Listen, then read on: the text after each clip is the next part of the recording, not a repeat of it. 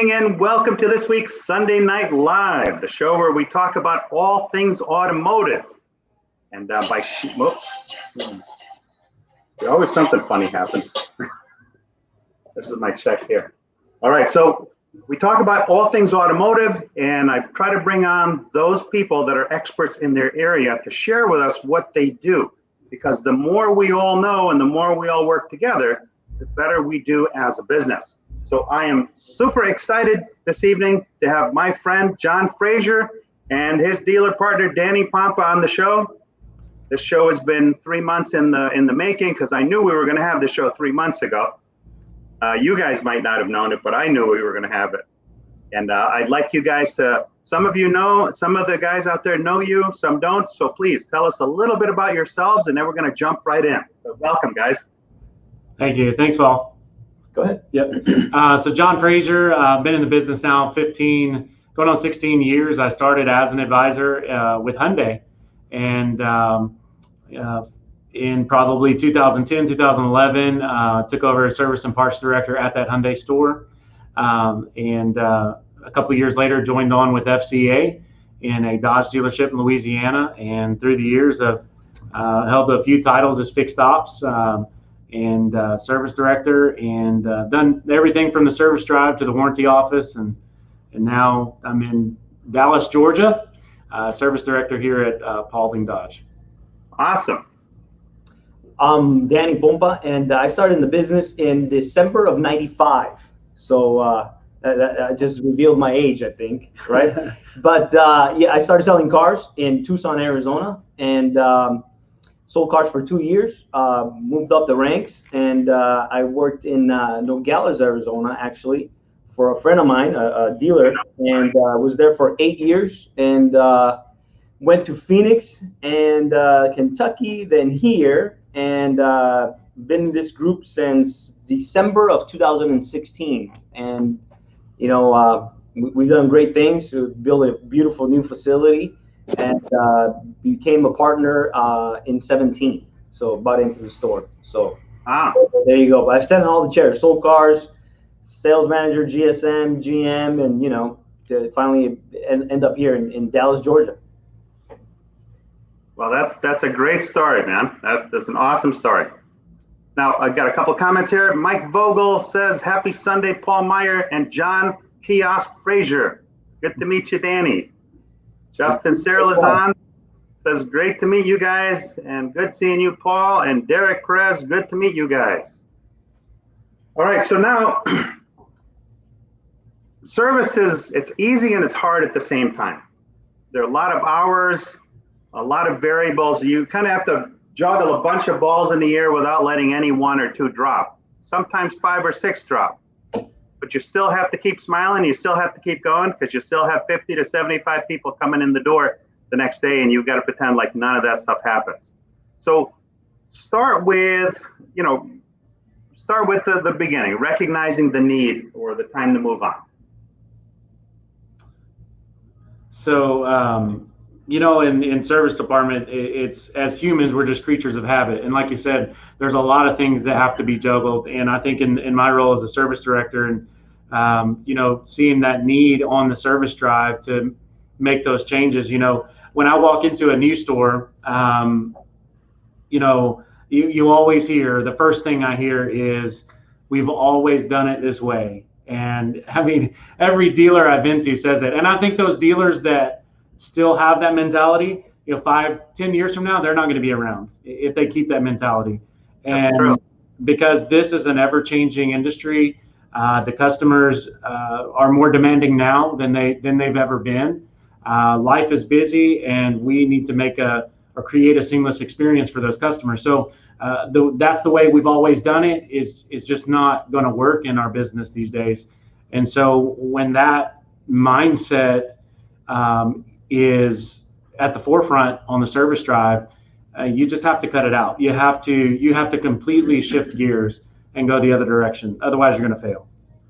Well, today the expectations of excellence in service is a lot higher, right? Yeah. I can buy anything I want with a simple swipe and have it in my house 2 days later.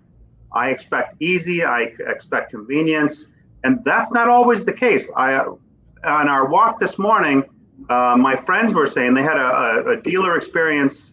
They just purchased a pre-owned car, and they said they vowed that's the last car they're going to buy because they just don't want to go to the dealership anymore. They don't. Nothing was ready. It was a hassle. They could never get anybody on the phone. Always went to voicemail. Always had to go in. And then even when they had a scheduled delivery, they had to wait 1 hour for the salesperson to do the delivery. And while they were there, at the end of the waiting an hour, they were just rushing, starting the paperwork. Yeah. You know, it's crazy. So there's so much going on. We're getting bombarded with comments here. I got to read this. It says, Jeff Daniels says, good evening all. Ron Usher says, hi guys. Evelyn Kelly, hey guys, great Sunday evening. And let's see. Christine says, hey Ron. Marcos Wanneberg, he's my fellow Dutchman, by the way. He says, fixed ops is anything but fixed. Yeah. And Ron says, Christine Piven, Miss Christine and Ms. Mopar. And Chris Morano, good evening. Funny thing about Chris, there was a very incendiary thread that somebody posted the other day, and we got together because of that. So it was really good. So with all the stuff going on, it's very easy to get into that negative mode, right? Where everybody's negative, talking down about this one or that one. So how do you avoid the negativity mode? You cut it all out.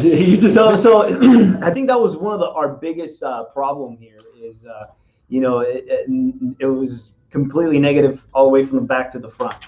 And it's a mindset, it's a culture, and it's something that, either people are bought in and they have that service, gratitude, and they want to take care of the customer, or they're not. You just can't come here and just try to make a paycheck. It's not going to work.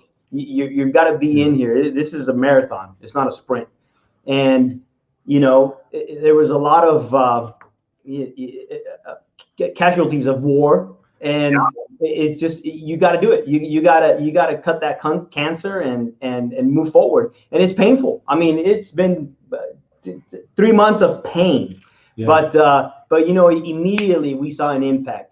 And then it's no longer, it's okay in the back. People are aware that, hey, they're not going to put up with that anymore. We're not going to tolerate it. And, they come together now, and they come as a team versus before everybody had their own agendas. But, the ones that you really think, man, this guy's going to wake up, he's going to do it. And he's the one that's probably causing the biggest threat in your business. Mm-hmm. And the one that you need the most, the one that, hey, people look up to as a leader. The minute that guy's gone, hey, everybody's on an even playing field, and we're gonna make decisions that are gonna hurt. Yeah. And I mean, John was on the drive by himself for what? A couple weeks. Weeks at least. Yeah. And we talked about that before he came, and we said, hey, and I told him straight, hey, listen, you might lose everybody because that's what the thing needs. It needs to be shooken, and thank God it was a tough decision and it was painful, but it's worked. He's done great, but it's you just can't put up with the negativity. It's gonna be there, and it's like the bad apple in the batch. It's gonna give you a bunch of cancer. And the problem is we look at it after the fact and we say, man, why didn't I make that decision before it cost me a bunch of time, a bunch of headache, a bunch of B-backs, a bunch of bad reviews. Why did I feel like I needed that guy so bad? And it's fear. Yeah. Because everybody's screaming, I can't get this, I can't get that. Right? Now the guy sitting next to you, he's the kind of guy, if the engine's making some noise, he's not afraid to tear down the short block and put some pistons and rings in there. Yeah. He'll rebuild it. And he'll get back on the track, and he'll be stronger than before. Yeah. So I tip my hat to you, because there's an old saying, the fish stinks from the head, right? Yeah. You, as a dealer partner, you set the pace, right? Because they follow what you do. So for you to bring John on and give him the ability to do what he does, and then you see the numbers grow, I mean, that's huge. It's a leap of faith on your part, and it's a leap of faith on John's part too. But at the end of the day, the numbers are the numbers. Yeah. Yeah. You can't massage them. You can't disguise them. The numbers are the numbers. Yeah. So, And we got a bunch of comments here. Mike Vogel says John Frazier gets it. He's a true head coach and a head cheerleader to his team. Don Brady is on. Hey, everyone. Kenneth Dunner, our friend from Sugar Land, Texas, says, John, how are you adjusting to being in Georgia from Texas? It's not been too bad. There's a lot more trees here and hills and mountains than Texas, but it's great, Kenneth. And let's see, Christine said, amen. I went 15 years between buying new cars because as female, I was not wanting to deal with it. A lot of people don't want to deal with it. Let's see here. Terry Turlane, what is your platform for selling warranties in the service drive? I think you and I had this conversation briefly, John. Yeah.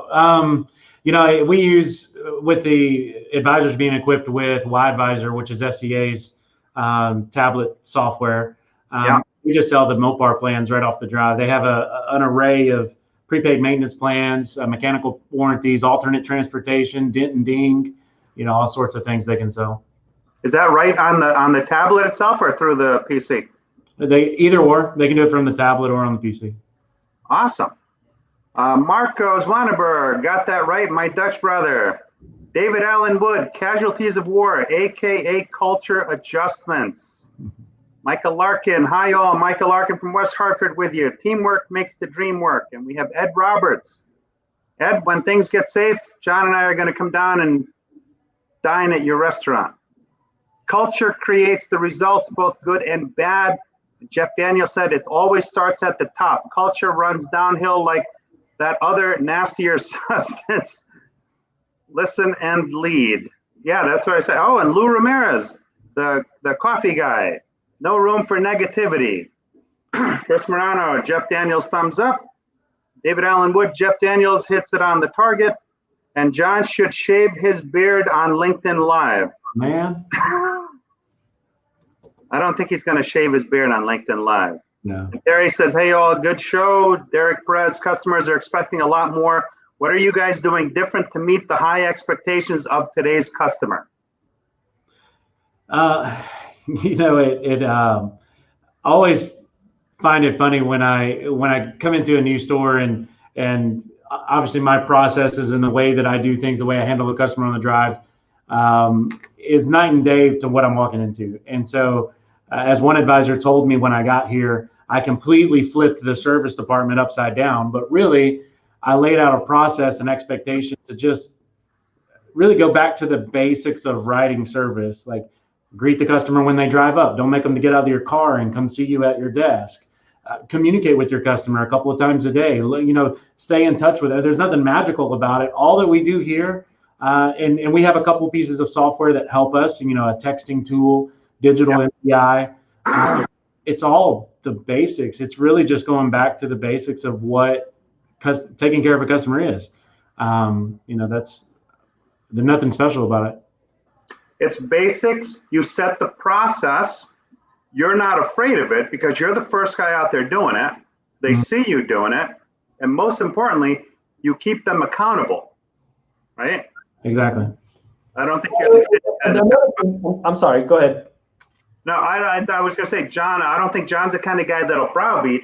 He sets the process. He expects people to follow it, but he works side by side with them and helps them along. If there's somebody that's lacking in process, I think John will be the first guy to help them to get better if they want to toe the line. If they don't want to toe the line, that's okay too, but they're just not going to work out. Yeah, exactly. I think the biggest key has been transparency. And I think that one of the biggest frustrations for me is, we did this kind of test, or we made a call into our store and we asked for regular maintenance on a 2500, oil change, tire rotation, cap filter. And the 4 different advisors gave a completely different price. I mean, there was no, and people love consistency. People love the same, right? That's why when you go to Starbucks, you get, hey, I want a blonde Americano. It's going to taste the same every time. Everywhere. Right?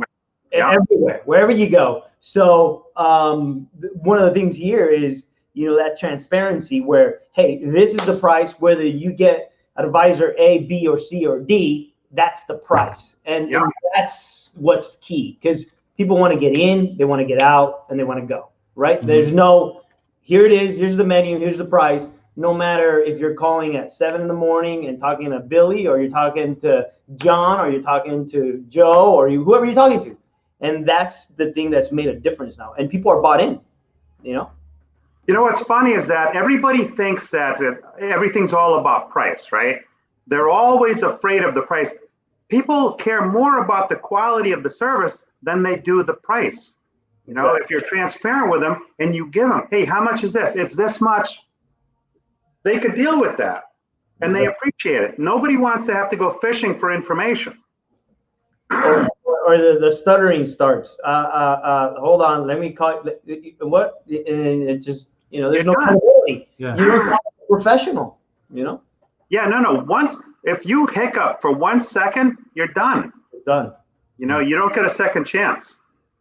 And that was such an issue here. In fact, 2 or 3 weeks before I came, I worked remotely with the parts manager. We had all the pricing and everything already mapped out before I got here. So when I hit the ground, it took me a weekend of about 30 hours of data entry, but I completely revamped every opcode and Reynolds, everything in their tablet. So when they walked in on that Monday morning, it was like, here's how we're going to do business. And so it was immediate culture shock. And it makes a big difference. When I ran several repair shops in the aftermarket, and nobody ever wanted to clean up, right? That's why most of these shops look like crap. I was the first guy to pick up the broom. Well, guess what? A short time later, everybody was picking up the broom, and we had the cleanest shop in the franchise. Mm-hmm. See, we got Christine says, don't forget the hardened valve seats in that rebuild. You need the folks who can stand the heat and perform under those circumstances. While the job is to moderate the heat by other means, so you don't burn those people out. Now, I think if anybody's going to burn out, it's going to be the management team, because they're doing a lot of the work. Steve Apicella, you can remove anything. Everyone thinking that's removes the cancer, but it will come roaring back if the processes and leadership doesn't change. Engage the negative team members to find the source of the cancer, and don't be afraid to. If you need to make a change, as we know that happens, then that's what you need to do, because at the end of the day, you need to share your vision as a dealer with the store, and everybody needs to be on board. You can't afford to have independence. Everybody's got to be towing the line. Let's see, Lou says, what's your thoughts on hybrid sales service rep? I've never tried that out. I think it'd be tough to straddle both sides of the fence there. I think all service advisors should be a middleman for the service drive and the sales department. When you get that car, that's, the repair bill, while it would be great to put that on your numbers for the month, I think at some point, a service advisor has to do what's in the best interest of the customer. And sometimes you have to say to the customer, hey, you ever considered trading out of this vehicle? That's a lot of money you're going to be putting into it. And you could have more issues after we fix it, even, knowing the age and the mileage. So what I will teach the advisors, and what many sales departments, already have in place, is that referral fee where, if you flip a service customer over to sales, they can get a little bird dog out of it. But it's having that goes back to having advisors that put their paycheck in the back seat, and they think about the customer first, Absolutely, because sometimes it's in the best interest of the customer to fix. Other times it's in the best interest of the customer to trade it. And if you've developed a relationship with them and they trust you, then they'll take your advice on it. It's amazing what people do. I've been in the business 40 plus years, and I've had people that have followed me from one brand to another brand. Now, I haven't worked in a lot of stores, but I remember distinctly, I had a customer that I first met at Saab who ended up buying a few Lexus from me. Then I was over at Subaru years later, and she called me up. The Saab that they bought from me initially was dying, and she says, I want to get another Saab. Can you find me another one? I said, well, they're a dying breed. You know, what's left, you're going to have trouble finding parts for. Have you considered maybe looking at a Subaru? She says, what's that? She didn't even know what it was, right? But guess what they're driving today? They're driving a Subaru Forester. Had no idea what it was. Right. So your advisors can develop those same relationships with the customers. The thing I love about service more than sales is that because those people come to you more often, you get to develop deeper, stronger relationships with the customer, I feel, in the service department. And that will help the store to sell more cars, because let's face it, somebody that comes to your service department and does all the servicing through the cycle, they're 5 times more likely to buy their next car from you, even if the one you're servicing was bought at your competitor's place. Yeah. So crazy stuff. Lou Ramirez says, caffeinated consistency. First brew from the Car Guy Coffee. Get you some. Mike Vogel says, Danny, it's all about trust, value, and convenience, right? Yeah, that's what we're just talking about. Rick Tamburino, all about relationships. Michael Gadzik, smiley face emoji. Abel Aguirre's on, howdy guys. David Allen Wood, Mike Vogel, fixed ops, the same. And Christine says, you build loyal customers if you keep it honest, even if delivering bad news. Abel says, way to go, Paul. You know, there is no bad news, right? Yeah. There's only news. Mm-hmm. You know, what are your intentions with this car? How long do you intend to hold on to it? Well, I've got to run until it dies. Well, okay, because from what I'm seeing, you know, this seal here, it's seeping. Maybe in a year or so, you're going to need to replace it. That main seal is going to be an expensive job. But if you're going to keep it, you know, here are your options. Let them choose, right? Sure. Never make the decision for the customer, because, you know, my wife the other day, she says the car was making a noise when she steps on the brakes. She's got an Outback. It's got 39,000 miles on it. We haven't done any brakes yet. So I bring it to a local place, A1, that we go to. We trust them explicitly. They're honest. They're upfront. She says, you know what? You're getting real close on the rears. You know, you can't cut rotors these days. It's X amount of dollars. And you know what? You're due for an oil change service at the same time. All of this together is going to cost this much money. We'll have it ready this afternoon. Without even batting an eye, we just said, go ahead and do it. Call me when it's ready. Sure. You know, and that's what you can develop at a dealership, even more so than most of the aftermarkets, because let's face it, your facility is beautiful. Yeah. It's state of the art. You got a triple drive. I mean, it's like pulling into an airport hangar, right? Yeah. Yeah. That's a nice drive you got there. Jeff Daniels says, car sales and service lead to retention. Your customer appreciates you helping them make the best decision. Even if it affects your paycheck, you'll get it back. Absolutely. Once you earn their trust, they'll come back to you for everything. Ron says, oh, what a sob story. Gee, we've never heard that before, Ron. Vanessa says, Paul and his company is amazing. I always see how happy he is with the company. And Lou says, great talk, car guys. Keep brewing solutions. Justin says, glad to see a lot of the Think Tank Army here supporting Paul. Great show. Thank you very much. And OEM parts is a plus. Yeah, absolutely. So we talk about transparency. That is key. We talk about accountability, but part of accountability is, we were talking before the show started, you can't get to where you're going unless you know where you've been, right? Yeah. And what I love about John is that he looks at a lot of different things at the same time, because I'm a firm believer that you can improve anything and everything that you measure. So you want to share some of the stuff? Yeah, certainly. You know, as we talked earlier in the show, there's a lot of balls that we're juggling, you know, no matter the position you hold in service. There's so many things going on, and there's a lot of KPIs that the advisors contribute to in their day-to-day business. And unfortunately, with all the different pieces of software we use, the tablet, the DMS, all that stuff, you know, for an advisor to really get a a picture of their performance, they'd never have the time to go to all those different places. So I believe that daily reporting is critical in the success of my team, being able to see where they are, where they need to go. So I'll just skim through these to show you, but this is an example of a daily report that I use. And my advisors are graded on hours, thanks to Tully opening my eyes to a different type of pay plan, Tully. Brilliant. I set a goal in the shop of hours. I spread it amongst the advisors, and then they have to chase that goal. And depending on where they land at the end of the month depends on how they get paid.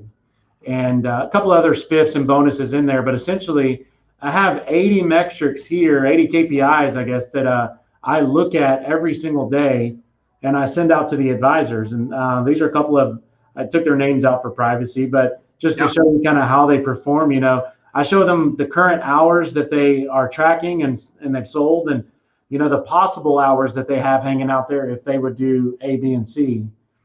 Even down to their pay. They see their pay every day, where they are, even what they're leaving on the table, and how they stack up to their teammates that are riding the customers right to the left and right of them. They see how many ROs they're riding a day, what their maintenance penetration is, how many ROs they have open, and the age of those ROs, a la carte maintenance items. This whole row right here is all about CSI, where they stand CSI wise. And the red doesn't always indicate bad. That could mean how they stack up to maybe my benchmark that I've set, or how they stack up to the average amongst the 5 of them. So green just indicates that they're outperforming the average or the benchmark. Yeah. Like the bottom down here, for example, this shows how they perform out on the service drive with the tablet. I mean, like this one advisor right here, I mean, she's just a hot shot. She pushed $32,000 of maintenance on the drive before the car hit the shop. Wow. So they see that. I do the same for my techs and their hours. When I got here, I had 2 guys that were over 100% productive. And after taking Tully's advice to just make it all about the hours, we have to focus on the hours because that's what we're here to sell. Man, I'm constantly having 7 or 8 guys outperform that and be over 100% productive. I even track my stall efficiency. I track how well my express lane lifts are performing, my main shop lifts, my alignment racks, because at the end of the day, if I had a guy in every stall, I would want each of those stalls paying me $8 a day. Right. So that gets tracked every day. And then I go a little deeper to the maintenance for the advisors. This is an area we're still working on and just focusing on, so they can see what the number of certain services is that they've sold, and then what that is as a percentage of their ROs that they closed. And I even drilled down to the average mileage of the cars that they service. So I want them to know that, the average car that's coming across the drive is, 68,000 miles for this advisor. Out of warranty. Out of warranty. It's CP, it's tires, brakes, probably filters, a lot of the Dodge Ram, many of the Mopar products, even like the Chargers and the Challengers, all those things are, you got to have differential services at that mileage. We do the flushes and the fluid services based on the manufacturer's recommendation of those fluids. And many of these trucks, you have to do that to them. They're just because they're used under very severe conditions. And so we track all that here, and they get this every day. And it may look like a lot. If you saw the backside of this report, it would scare most. But I mean, it takes me 10 or 15 minutes in the morning to just copy paste all this info I need that feeds those reports. But it allows my advisors to adjust on the fly. Oh, okay, I'm not doing good here, or I'm not doing good there. And if I see an advisor struggling, I know how to help that advisor. Well, what's interesting is that it may be a lot of data for sure, but if you're looking at it every day, at CDK, we talked about managing by exception, right? What you really care about are those things that are out of tweak. Mm-hmm. The stuff that you're doing well, by knowing and by looking every day, you know what you do well. Right. So the stuff that you don't do well, that's the stuff that stands out. So I would, it takes you 15, 20 minutes to put the report together, but I'm sure that when you share that report with the advisors, they're honed in on the things that they need to improve on. And you're right there with them in the drive to help them improve on it. So I'm sure everybody, one, they've got to be happier, right? Right. Yeah, most definitely. They got to be making more money. Mm-hmm. And a happy employee means happy customers. Right. Because when I go into a store, I could tell I could walk into a drive. I don't care what state, what city, doesn't matter. I could walk into the drive, spend 5 minutes there and just observe. That's it. Don't say a word to anybody. And I can tell in 5 minutes what the pulse of that place is and where they're missing opportunities. I know the stores that aren't selling tires. I know the stores that aren't selling batteries. I know the stores that have a lot of one-line ROs. Yeah. 5 minutes, that's all it takes. So my hat's off to you, man. That's great stuff. We got a few comments. Rick Tamburino says, Sean Hamilton, Chris Sasolka, make sure to come in and listen to our friend Paul Meyer. Yeah, get on the screen here. Ron Usher calls it the daily report with the thumbs up emoji. Chris says KPIs, databases, software, internet health, call reporting, and call flow, security, etc. It all needs to be on one pane of glass. Absolutely. Gene, measure and manage. Awesome. With the clapping hands emoji. Michael Larkin says, Mike Vogel, great point, Mike. Yeah, we got some good stuff we're putting down here. All right, so set expectations, inspect what you expect.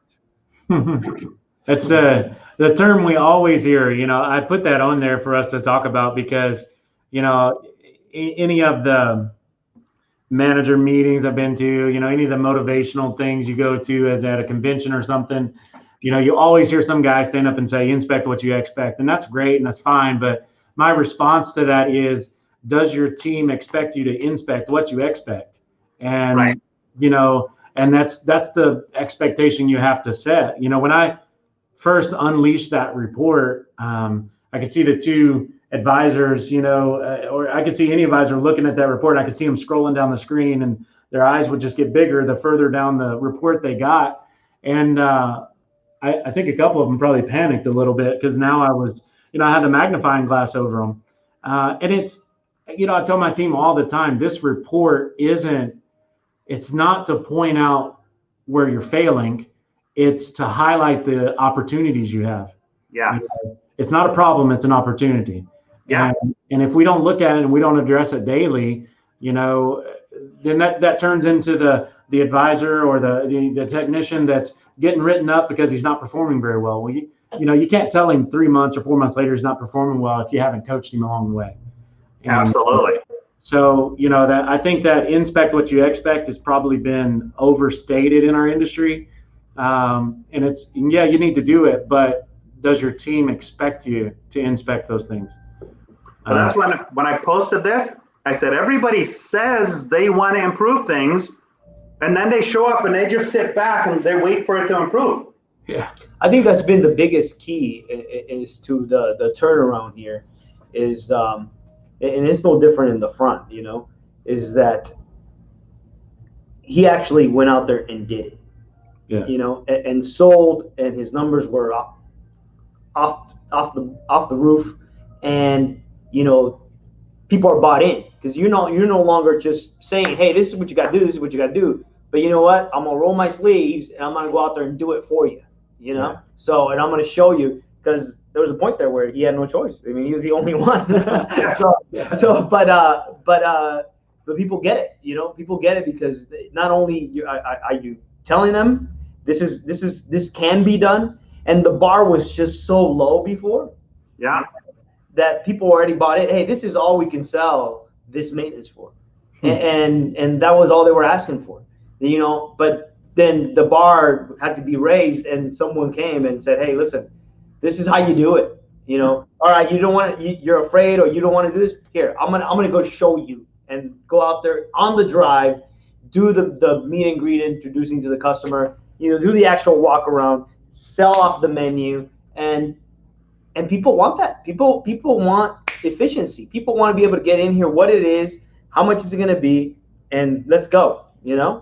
And they got to see it. Yeah. I think that's been the key. Yeah. It's been huge for us with our alignment sales, for example. Back to this is a beautiful facility. The drive is incredible, and we've got two. They put two of those Hunter quick check machines in here. And at that time when this store was built, it's a little bit behind in its technology. It's the one you gotta put the head on the car, you gotta roll it forward a few inches, but it just wasn't being used. And so, hey, I called the Hunter guy out and I said, hey, show me how to do this. And so I learned how to do it, and then I spent a few days on the drive, and then my quick lube guys, who's directly in front of the drive, they're like, hey, can you teach me how to do that? Well, yeah, I can. And so. Yeah, exactly. So I'm out here hustling alignment checks while my advisors are standing at the door at the car with the customer. They're writing them up, and I walk over with the alignment results. Hey, this car's out of alignment. Here's the results. And the customers are just like, how did y'all just do that? They didn't even realize what we were doing. Right. And before I know it, I've got two of my porters that know how to do alignment checks. All of my quick lube guys know how to do it. And now each one of them dedicate a day where they stay on the drive, and that's all they do. And what has that done? Our alignment sales are up 90%. We're wearing out our alignment machines in the shop, man, just up and down. I got one guy that's near about all he does all day. Well, here's the beauty with that, right? That machine was paid for quite some time ago. Mm-hmm. That's 100% profit right there. It's profit and it's opportunity. Because the tire, especially if the average car coming in is out of warranty, 57 to 68,000 miles. I mean, you want to talk about a retention tool like nobody's business. You're using that, right? And the customer, see, here's the mentality between selling and servicing. If I'm a customer and I come in and you show me my alignment's off, you show me my tire wear, you show me how thick my tire tread is compared to a new tire, and you talk to me about how much longer it takes me to stop, now you're looking out for my best interest. You're not trying to sell me shit. You're looking out for my safety. And you know what? I'm here. You're a professional. You present it in such a way. I want to do business with professionals. I want to do business with people I trust. I look around, I see this beautiful facility, and I see somebody treating me with respect, looking out for my best interest. I'm sure your tire sales have gone up as well. They're on the rise. Yeah, most definitely. And that's not, look, it's not like flipping a switch. It just doesn't happen. When you go into a new place and you've got to radically change the process that was to the process that needs to be, all that takes time. It's like when you spent that 30 hours on a weekend to update all the numbers so all the pricing would be consistent, you're reaping the benefits from that. Yeah, no doubt. What you're doing with the alignment checks and having those conversations with customers, that's all going to translate into more tire sales, more brake sales. Now, we got a bunch of comments coming up here. Ooh, I fell behind. Ron Usher says that Ram needs exhaust manifolds. Mike Vogel says, John, does Y Advisor give you most of the data for your spreadsheets? Where do you get most of the data from? It gives me that bottom row. I track everything that they do on the drive. Most all of my data comes out of the DMS. The DMS is a rich source of data. If you know how to build the reports, or you get your rep to build the reports for you the way you want them, there's a lot of gold in that DMS. Tully says it's all about the hours and the data. I think Tully's had a huge impact on a lot of people in the fixed op space regarding pay plans, because that story that he gave about, I think it was the parts guy went to go pick up parts because he knew that if he got the part in and they completed that job, they were going to hit their hour targets. I mean, that's brilliant. That's going from a me to a us. And us, a we gets a lot more done than a me. Yeah. Mike Vogel says, if you don't know the numbers, how can you make improvements? Absolutely. Christine says 100% opportunity, not a negative, unless you don't use the data to improve. You know, what's funny about that is that I see stores that have those machines, and in some stores, it's just the porter that uses that, not anybody else. They don't share that information with the customer. I see the customer walk in, there's no walk around, they don't share any data, they sign something, and they leave. Yeah. What do you think the percentage of one-line ROs are in that store? Well, and I'll tell you too, one of on my report, the two measurements that probably drive my advisors the craziest, and I mean, it's a serious measurement for me, and it is for them too, but I give them a little grief over it, and I got them right next to each other, is maintenance penetration and decline penetration.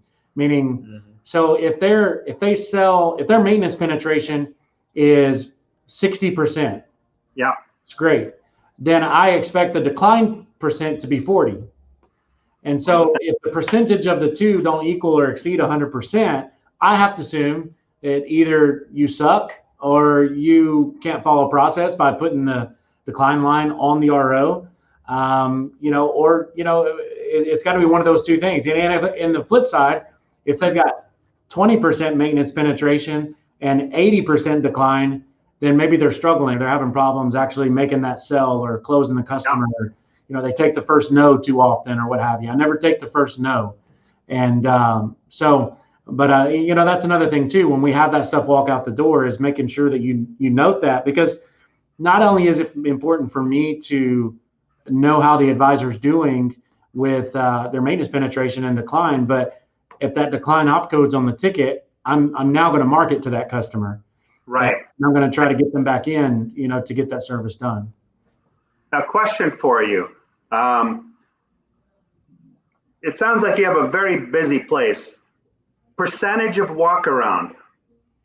And I know that's a tough one when you have limited staff, because it's a balancing act between doing the full walk around and missing a couple of customers. Well, it might be a test, John. They're going to test you. They're probably. I don't mean to put you on the spot, but I had honestly say, when it was just me and one other advisor on the drive, there was one day that she and I checked in 89 customers. Absolutely 89. Absolutely brutal. So I can assure you, a few walkarounds were missed on that day. Now with my staff of 5 advisors and the way that I've taught them, I wouldn't say we're 100%. We're in the 90s.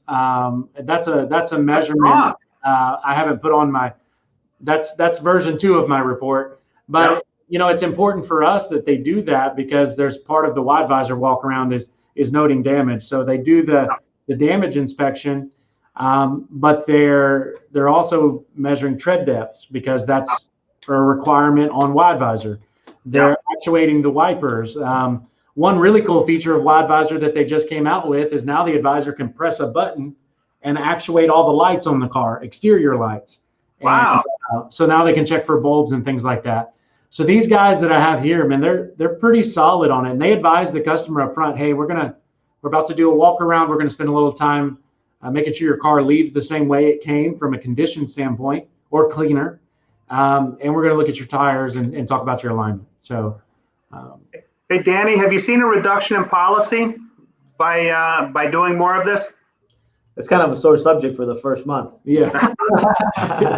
No, I'm joking. No, yes, absolutely. Yes.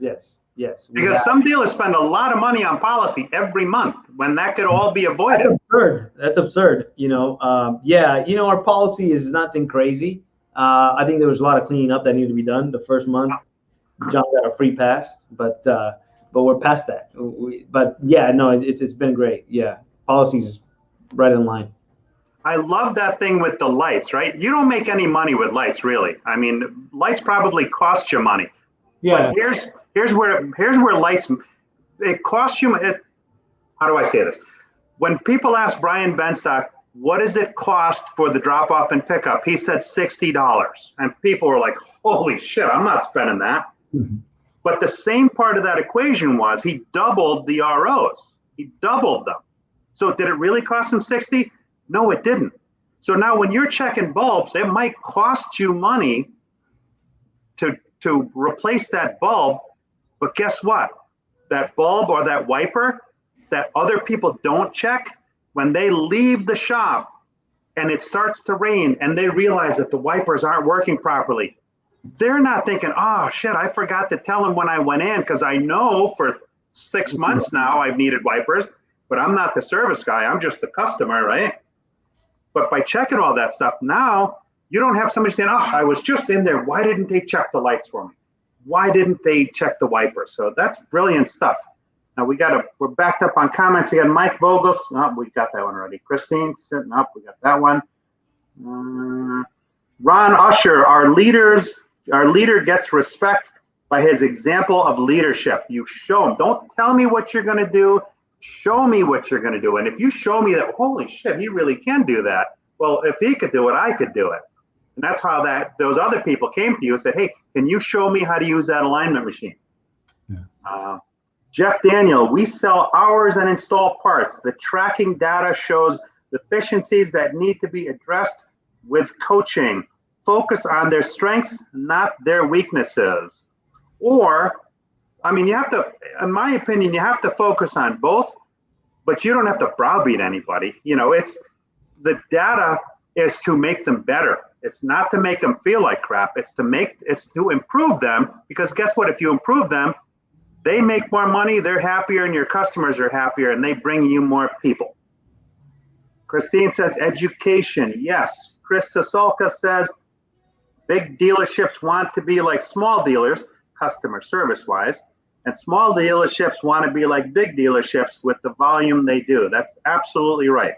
And you know, I was going to ask you, you track a lot of things and you look at metrics between the people in the store. And I was going to ask you, do you look at what FCA does on a across the board? But then I thought to myself, it doesn't really matter what they do. Yeah. It doesn't matter at all. The only thing that matters is what you do, because what you do is what translates into your customers being happy and coming back. So if the other stores, like some of you have heard my Chrysler story with the Crossfire, wasn't good. But that's one store. You should only care about what you do and improve what you do. Kenneth Dunner says, Paul, I agree with you. Don't sell me shit. Aaron Bratcher, tires and alignments equal retention. Absolutely. Tully says, God bless Paul. I hope if you're listening. David Allenwood, John, are you looking at adding kiosks anytime soon? No, not at all. You know what the beauty is? There's nothing that's going to beat good old school advisor to client relationship building. Yeah, you're right. I think you and I talked a while back, and I think the data on the kiosks wasn't really that impressive. It's not. I mean, you know, adding $20 an RO, you know, it's not an air filter here or a tire rotation there. You know, a lot of the people are coming to the dealer for that stuff anyways. You know, I want to be able to walk around the car and point the things out to the customer they need, and inspect it and do damage note, all those things. And I want my advisors to have relationships with those customers. I don't want the kiosk to be the middle person between the advisor and the customer. John, I still have customers call me today from years ago that have my cell phone number. Sure. Because of the relationship. Now, I have a question for you. Do you hand your customers a printed service menu? We do it via email. I don't have them printed and hand them out. At the end of the write-up with Y-Advisor, the advisor has the opportunity to email them a few things. Email them their pre-service write-up that they just went through, and the maintenance menu. So we do it digitally, save some paper and save some printing costs. We just do it digitally through Y-Advisor. Now, you have a busy store. Do you have a lot of time? Does the service advisor have a lot of time with the customer at the car itself? Yeah, staffed the way that I am, yes. They do have time with the customer, and the way that our drive is set up is sort of unique. It's not a common sales floor. Yeah. Each advisor has their own office to promote more of a consultative type of write-up. Yeah. So, a couple of my advisors may spend that time at the car, but they may even bring them back to the desk and spend a little more time with them. But the way we have our schedule lined up and the intervals between appointments, it gives for each advisor to have that time to spend with them if need be. I'm going to throw something at you and just humor me. Make a small investment and try it. Do a beta and tell me after that beta whether or not it did anything for you. And here's what I'm going to throw out at you. So you're doing a walk around with the customer. With that walk around, Danny has concurred that you've cut your policy expense down. Right. That's just fact, right? Now, I'm going to say make a small investment and do it for a month. Print up some maintenance schedules, okay? And here's what I want you to do. When you're doing the walk around with the customer, and the service advisor, now goes and sits in the car, can I check the mileage? They go and sit in the car as they're making that exchange.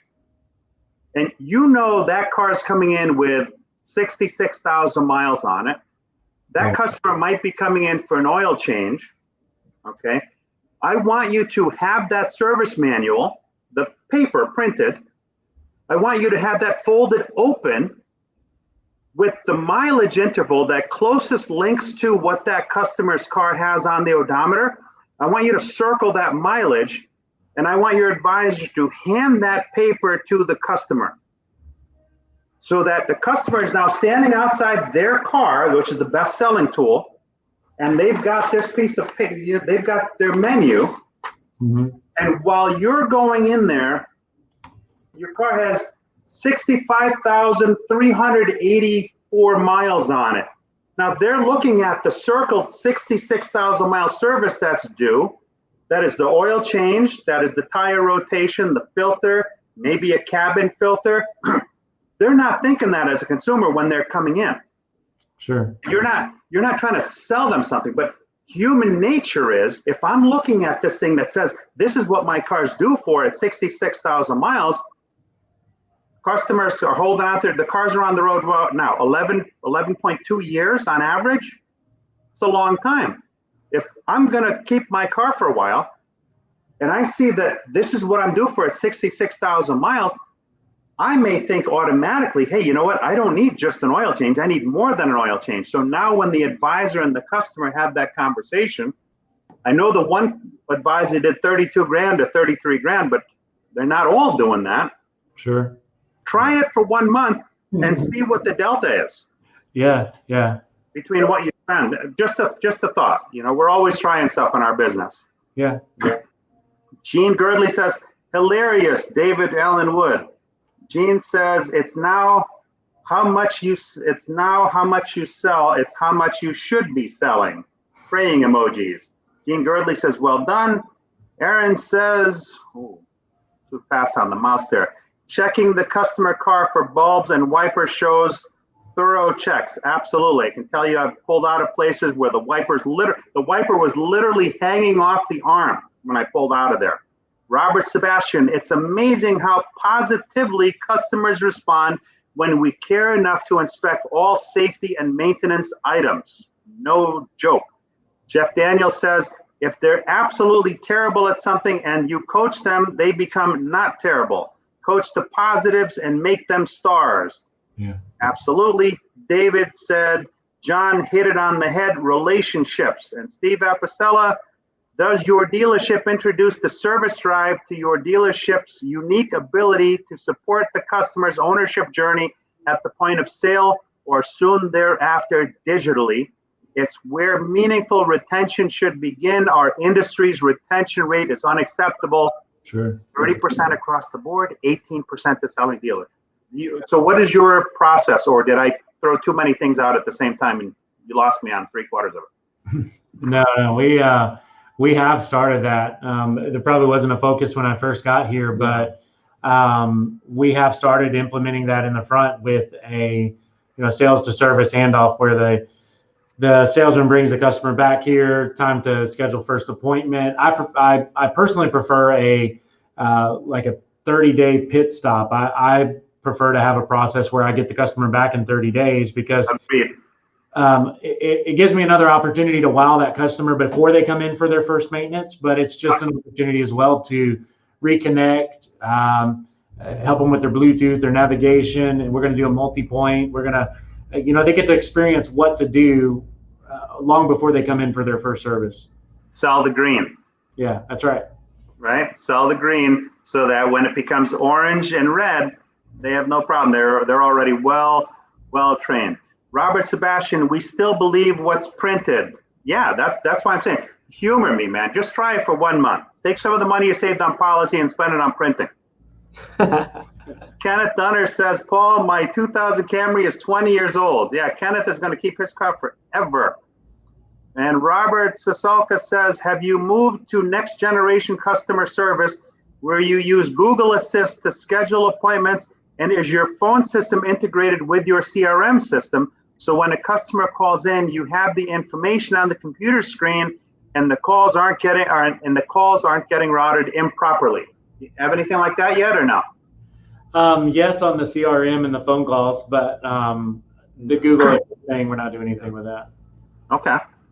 And Michael Gadzik says, vehicle walk around with the customer shows them you pay attention to detail and care about their vehicle. Absolutely. Christine says, yes, my new car dealer literally walked me back to introduce me to the service team same day as purchased. My feeling is by the time the customer rolls off the lot with their car, they should have had 3 interactions with the service team. The third one could be that video of the team that's sent to them via text or via email that introduces everybody or reintroduces everybody to them and to reassure them that the team is there for them when they need them. Mike Vogel says the walk around starts building relationships with the customer. And Aaron says new owner clinics with meet and greets build relationships. Yeah, we were just, Aaron, it's funny you said that, man. Yeah. We're planning to put one together. It's something I've always done, and to do them quarterly and get the customers back in to reconnect. Yeah. Yeah, no, that's perfect. People like that kind of stuff. Sure. When I was at Lexus, we did stuff like that. We had hot dogs and hamburgers, and you would be surprised how many people would come in. Sure. Yeah. Some of them just for the hot dogs and hamburgers, but that's the risk you run. Ron Usher says, printouts are still cool, Paul. Good idea. Yeah, please try it. Try it. That's all I have to say. Worst thing that could happen is that you make some money out of it. Chris says, my vehicle purchase process took so long, no one but sales were left in the building. Aaron says it works great. And Christine says, yes, regarding Lexus. Wow. And Rick Tamburino says, service drive TikTok? Nah. How about that? How about that? You do much in social with service? Not yet. It's something I'd like to get into. I one dealer I was at prior, we would have weekly tips, like some DIY stuff for customers. We would talk about tires, or we talk about certain areas of the department as customers came in. So definitely something on my radar. Well, here's the thing. The average Facebook person has 500 connections and friends. Sure. Most of those are within close proximity to them.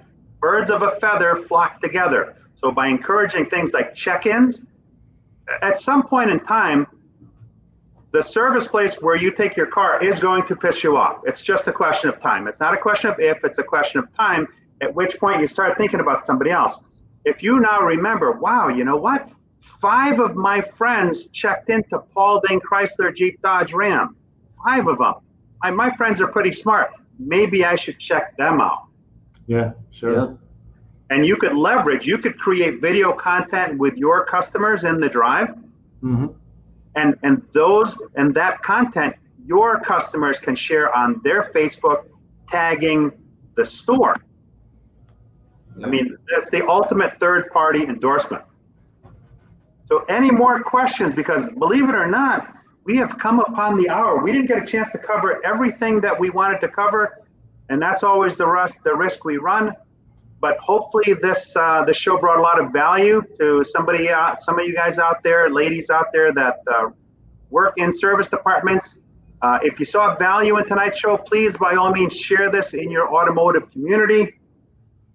John, Danny, I want to thank you guys very much for coming on the show and sharing your information with the audience. I always appreciate it, and I'm sure a lot of the folks on here would appreciate it. So with that, thank you very much. If you have any questions, reach out to John, connect with him on LinkedIn. He's very responsive, that guy. Thank you, Paul. Thanks, Paul. Danny, thank you. John, thank you very much. And that wraps it up for this week's Sunday Night Live. I thank the audience for watching, and we'll see you next week. Have a great week next week.